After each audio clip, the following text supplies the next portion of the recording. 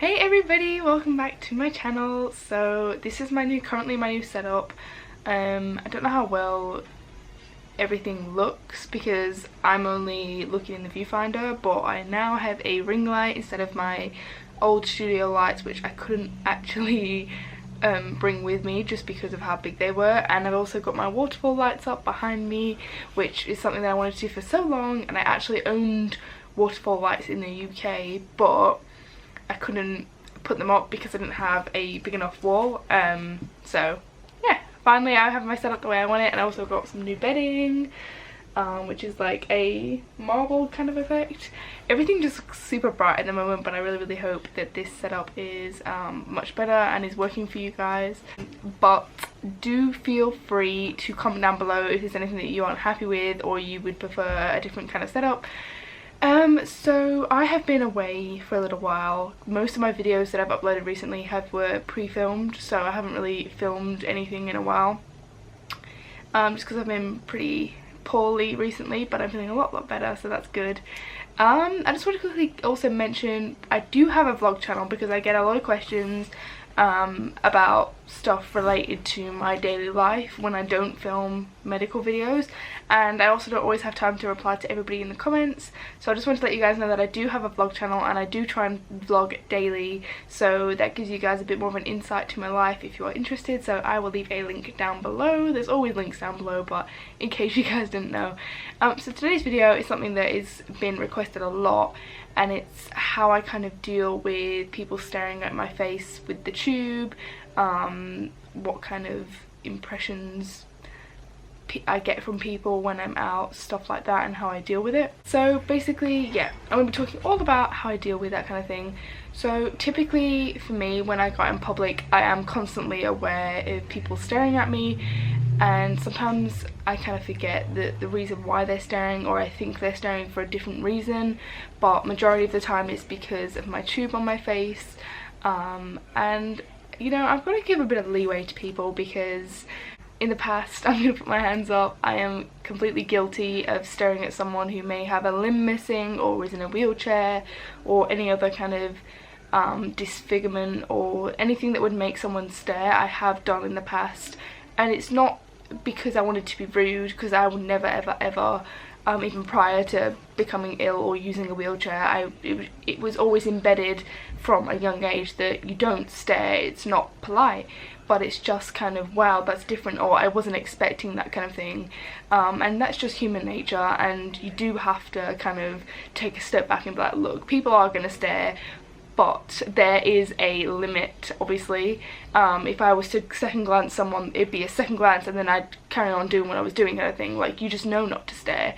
But when you get people that continuously stare, or they will not, like, they're just staring, like, they will not look away, like, the contact is, you know, or they whisper. And I'm talking more about adults here because children, I understand they might not have learned that yet, that it's not okay to stare, and I know some people just don't necessarily know right from wrong, or they haven't been taught by a parent or a guardian. So but like I said, it's more adults that are rude and that should know better, that will just stare, they will whisper, they will point, they will say things, they make assumptions, they judge. And that is something that I do have to deal with on a daily basis, or not every single day because I don't always leave my house, but when I go out in public, it's something that I have to deal with. And I also don't like the fact that people assume that you're weak, or I don't know, they look at you different. Like, you know, if someone was to look at like this side of my face and I was talking to you, I was in a cafe having a cup of coffee with Tom or someone else, and I was chatting away like that, and somebody only saw this half of me, it would be fine. But as soon as they see the tube, it's just their opinion of me changes, and they just kind of like see me as someone who is sick or incapable or unable. And I don't like the fact that that comes along with, it's like associated with being chronically ill. I don't think being ill makes you weak or unable to do stuff, which is a common thing that comes along with seeing something like this. They assume you have cancer, they assume you're dying, they might think you have an eating disorder. Lots of different things go through people's heads, and again, that is obviously surrounded with feeding tubes and stuff like that. Sorry, I forgot where I was. Interrupted. Basically, yeah, so I just don't like the fact that people like, they just kind of make up their own minds without asking. It's not that I expect people to ask, but I prefer someone to come up to me and ask me a question, like, why have you got that tube, rather than sit there and make up their own minds and decisions about me and who I am and what I can and can't do, because obviously everyone's situation is different. But I don't think that chronic illness, you know, you should never say that you can't do something because of it, because you can. It's just you've got to find a different way around it. You know, you might not be able to do something straightforward, you might have to take a detour or go a different way to the average person, but it by no means doesn't mean that you can't do it. Or, you know, and I just don't like the fact that it's not, I can deal with people staring, it's in their mind, they're judging and making up their own mind and assumptions about me as a person and what is wrong with me, kind of thing, without actually knowing.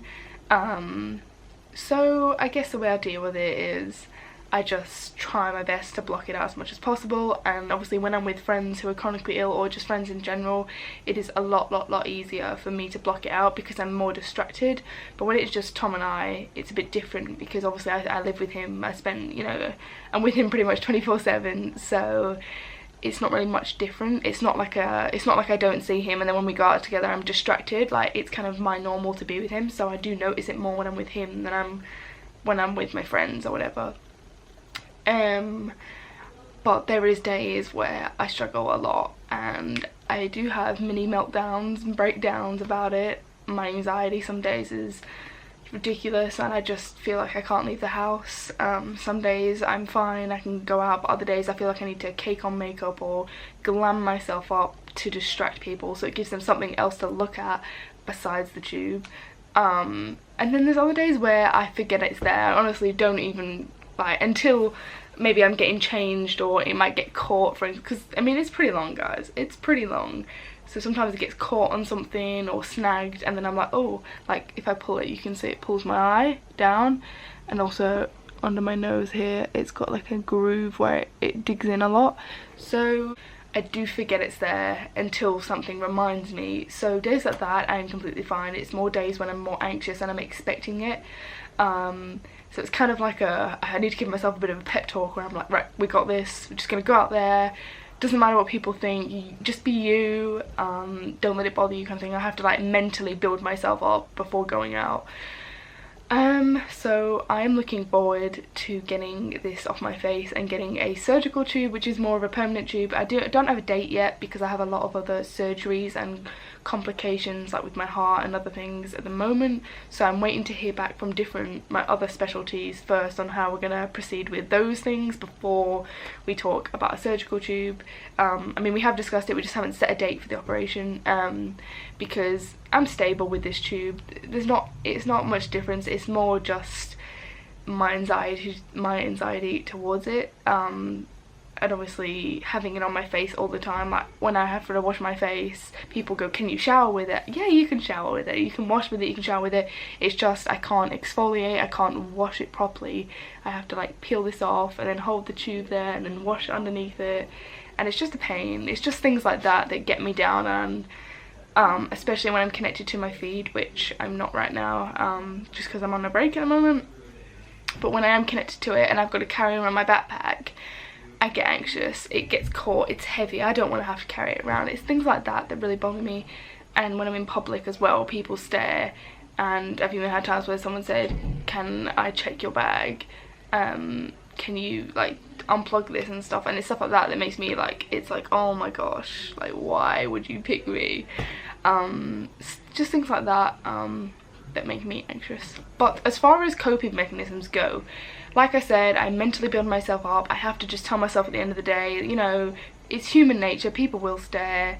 Try not to let it get to you too much, because there are rude people out there and there's nothing you can do. There's not really much you can do about it. You just kind of have to suck it up and be like, grab those lady balls and, you know, just get on with it. And just, you know, try not to think about it too much. I mean, in my head I'm thinking, people without nasal tubes who maybe have surgical tubes, like you wouldn't even know that you have them, and they get up every day and they carry on with their lives, and it's not that they suffer in silence, but it's like, in a way, I'm heard. Like, if people see this, they know I'm ill, and it's like I don't have to explain myself, they believe me. But if I was to have, like, not have this on my face and then turn around and say to you guys, yeah, I have this stomach condition where my stomach's paralyzed and I can't eat, there's a bit more doubt in my mind that you're lying, or you're just saying that kind of thing, or you just want attention. Whereas this, like, I don't have to prove myself to anyone. It's kind of boom in their face. Like, if I went to a restaurant and I said, oh, I want to order a child's meal, like a kiddie meal, because I can't eat a lot and I just want a little bit of food, like, I'm not going to waste $30-40 on an adult meal if I can't eat it. I'd rather just spend $10 or $15 on a kid's meal and just pick at it. And I said, oh, I've got this stomach condition, and then they saw this tube and they'd be like, yeah, that's fine. But if I turn around and said that without the tube, they probably might turn around and say no. So in some ways it is a blessing in disguise, I guess.